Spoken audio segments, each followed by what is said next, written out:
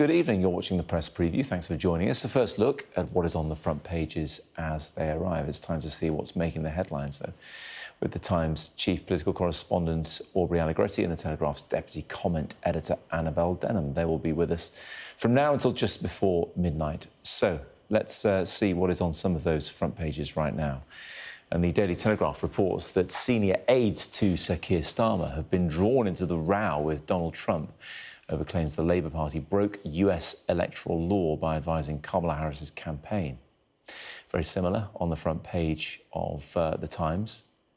That story also features on the front of the Daily Star, their headline, The American War of Interference. Get the pun?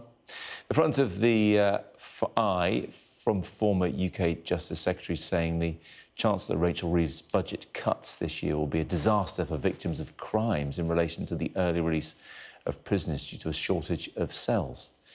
Similarly, financial experts criticise the Chancellor's plan to impose national insurance on employers' pension contributions. That's on the front page of the Daily Mail.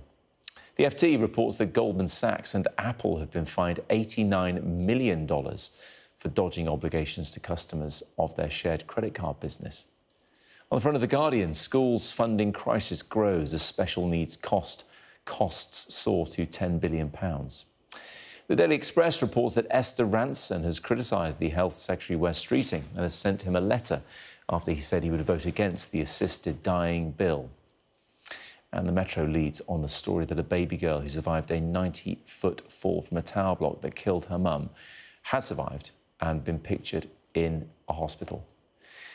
A reminder that by scanning the QR code you'll see on the screen during the programme, you can check out the front pages of tomorrow's papers while you watch us.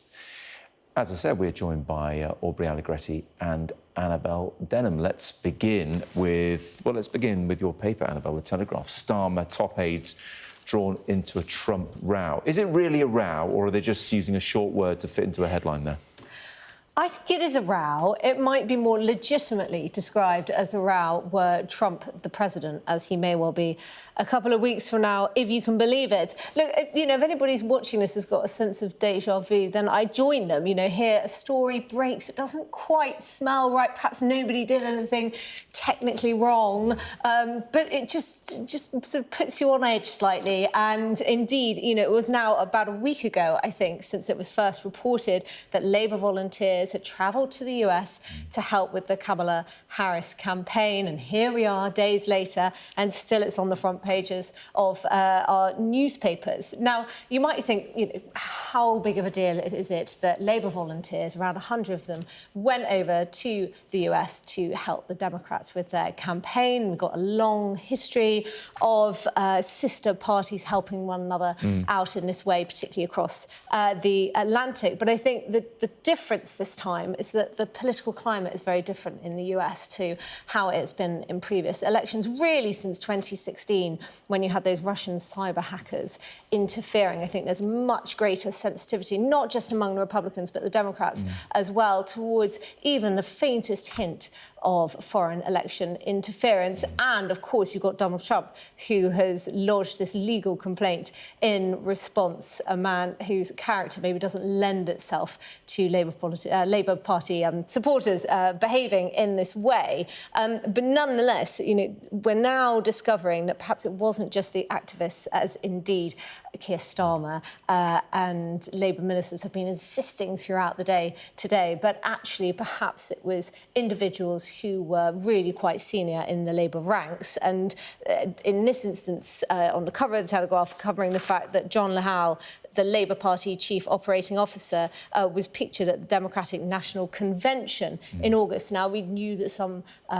Labour advisers had attended the DNC, but this is very awkward for Keir Starmer. And, of course, Keir Starmer is on his 27-hour journey to Samoa. Is he still on that journey? Well, we've been talking about it all day, I guess. Still, you know, it's longer than a day. Stations. I think, you know, I said at the outset that perhaps this had some echoes of Donergate in some ways. What it certainly will be is a test for the Labour comms team, one which I would say they struggled with the last time around.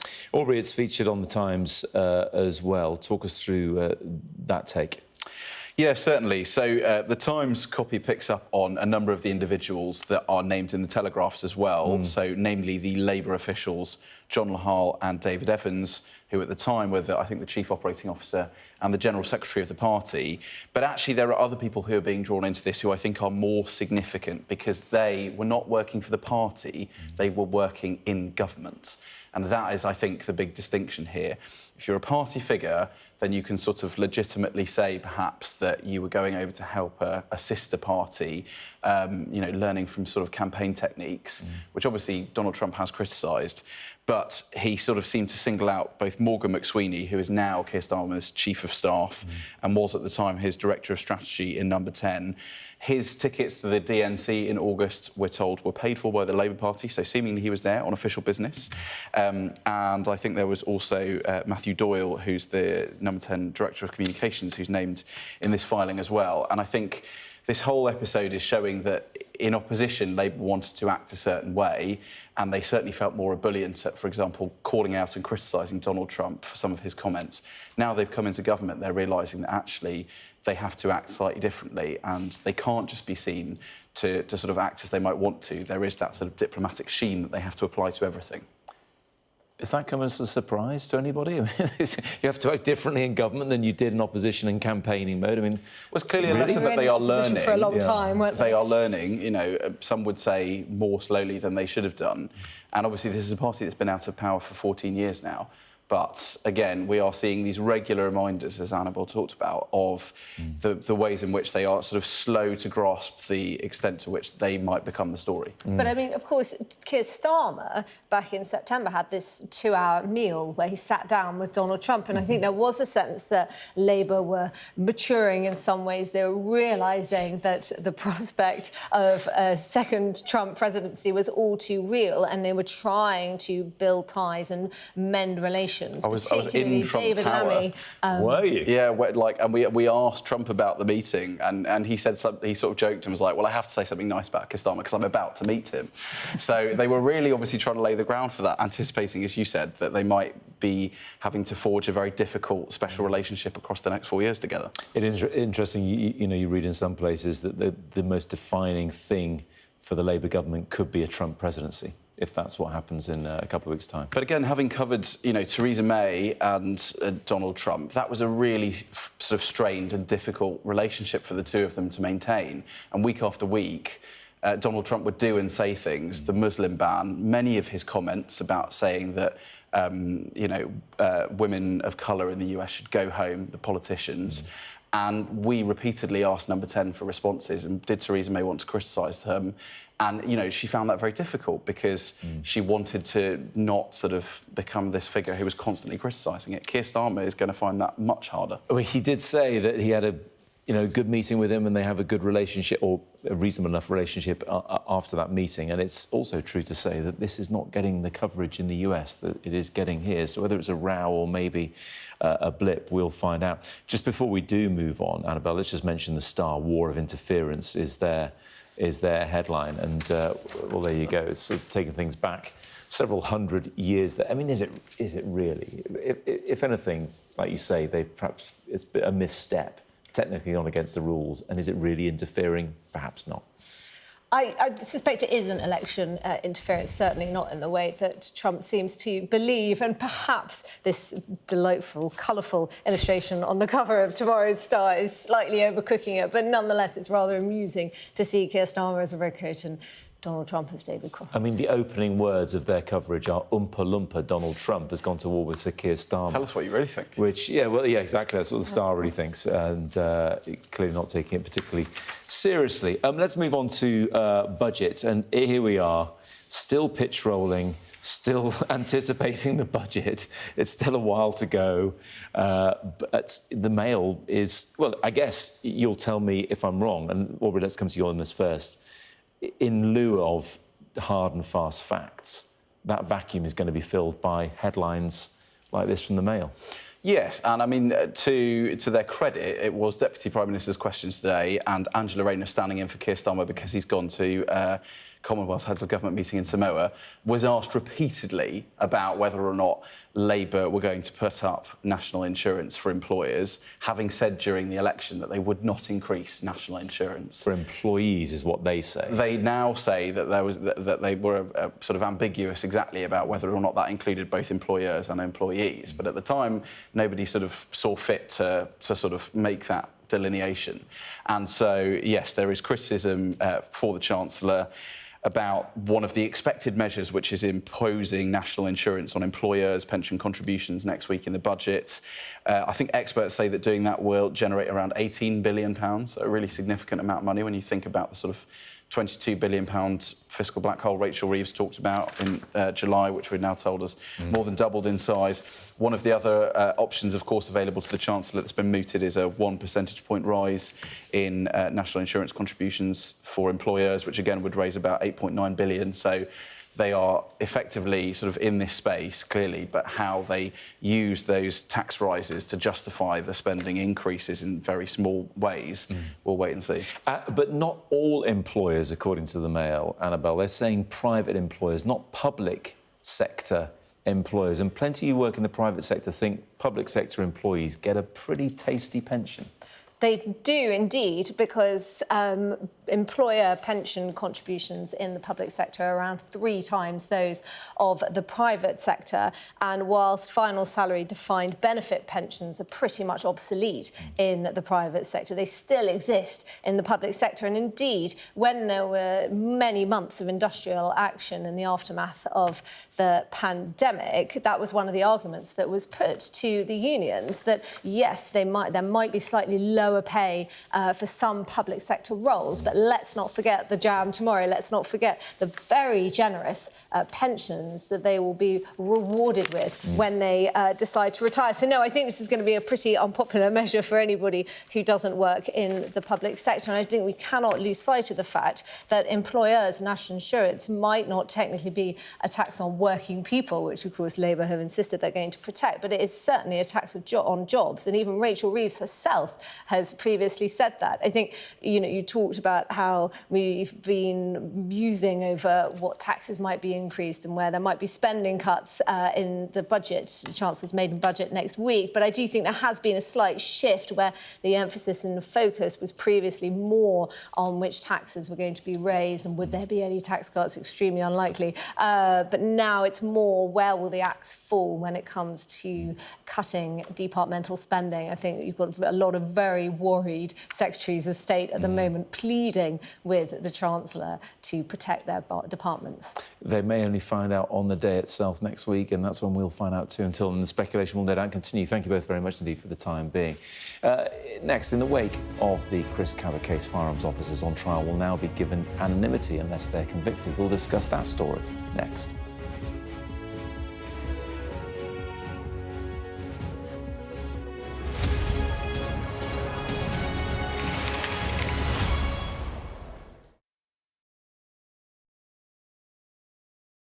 We're rolling. Welcome to the world. Our new podcast, starting now. It's very exciting.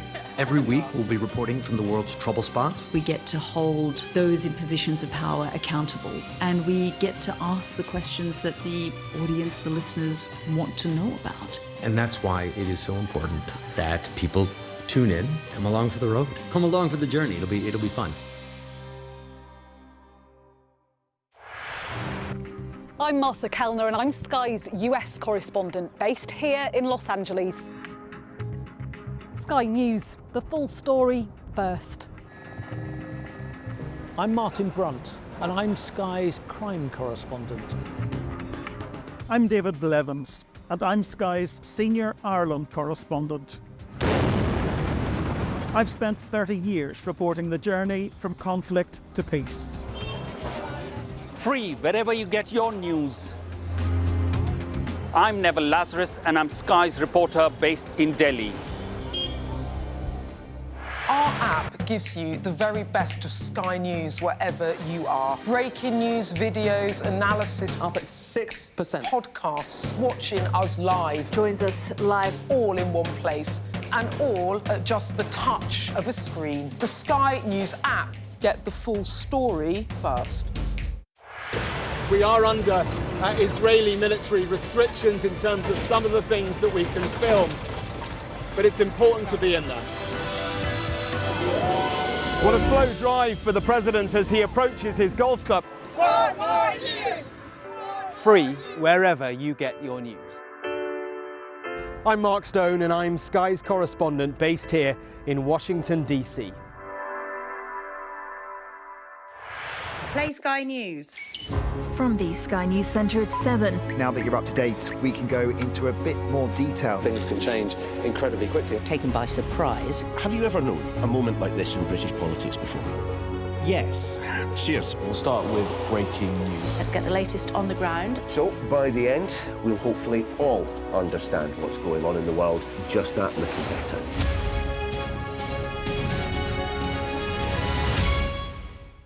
There's always more to the news than a headline. We want to discover, to delve a little deeper, to find out what's really going on.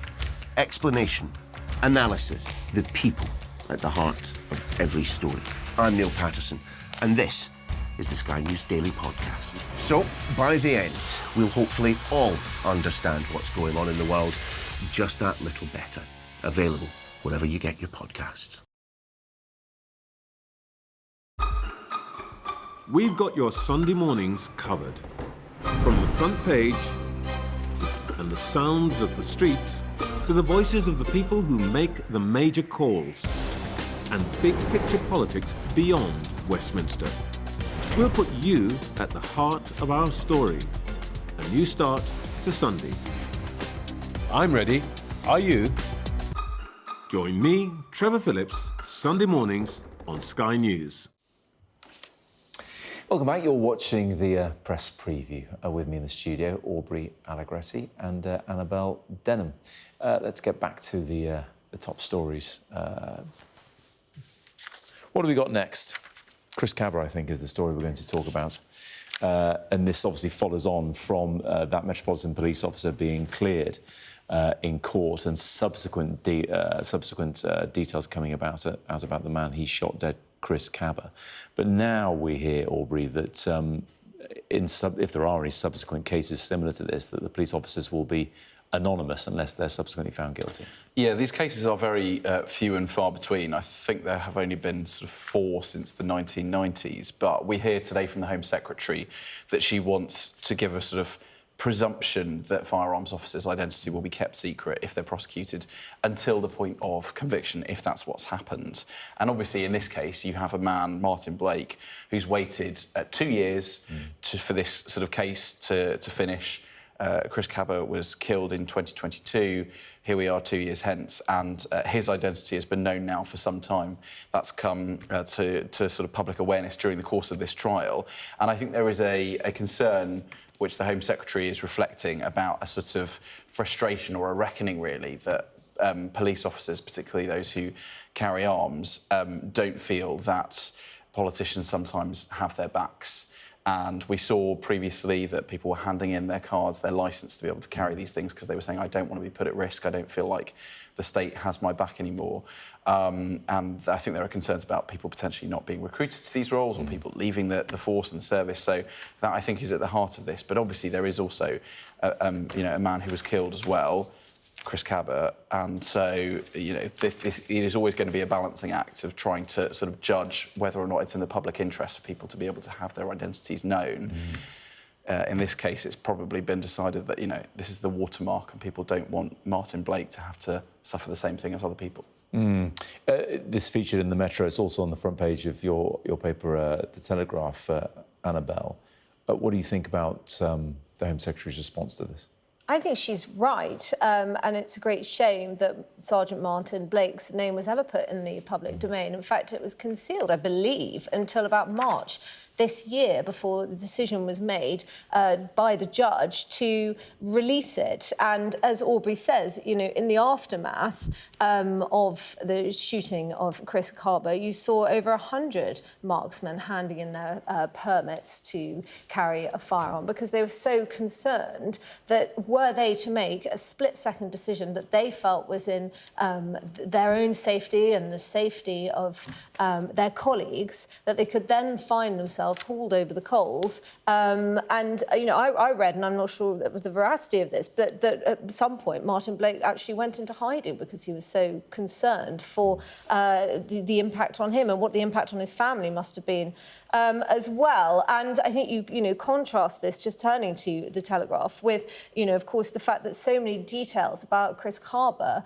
were withheld, and perhaps you might argue that they were, you know, it wasn't in the public interest, or that it might have swayed the jury in some way, but it does nonetheless seem relevant that he was involved in a firearms incident just a few days before being shot by Sergeant Blake. So I think there's an important question really about what is and what isn't in the public interest, and why the decision is made to disclose certain details and not others. And it's encouraging that Yvette Cooper is actually taking this seriously and, as Aubrey says, looking at ways to ensure that firearms officers do feel that, you know, were they to shoot, that they would have the protection of the state in the aftermath. And the Telegraph is urging Jeremy Corbyn, Diane Abbott and Sadiq Khan to apologise after criticising police over the shooting of Chris Kaba.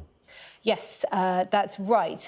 The Liberal left have been accused of treating Chris Kaba as an innocent victim of police violence. And, you know, you saw many instances of this from, including Sadiq Khan and Diane Abbott and Jeremy Corbyn in the immediate aftermath, arguably sort of whipping up, you know, people into being even more concerned that the police might be institutionally racist, that Chris Kaba was shot not because he was a threat to the safety of Blake and other police officers, but because he was a black man. And I think that, you know, when as a society you find yourself in that position, and you find that politicians are making these sorts of statements, they can have very, very serious consequences. So now there is a demand from politicians, including Robert Jenrick and Jacob Rees-Mogg, for those who backed Kaba to apologise for their behaviour. Let's shift our focus to France. Quick word on the Guardian's front page, Aubrey. Yeah, certainly. So we've been seeing the most extraordinary scenes as Giselle Pellicotte, who has obviously been talked about so much during the course of this trial, really kind of now coming front and centre and issuing a really powerful statement about what it's been like. She says she is a woman who is totally destroyed. She doesn't know how she's going to rebuild her life at the age of 72. OK. So, yeah, fantastic sort of inspirational words from her. Thank you for now. We'll talk more about that story in the next hour.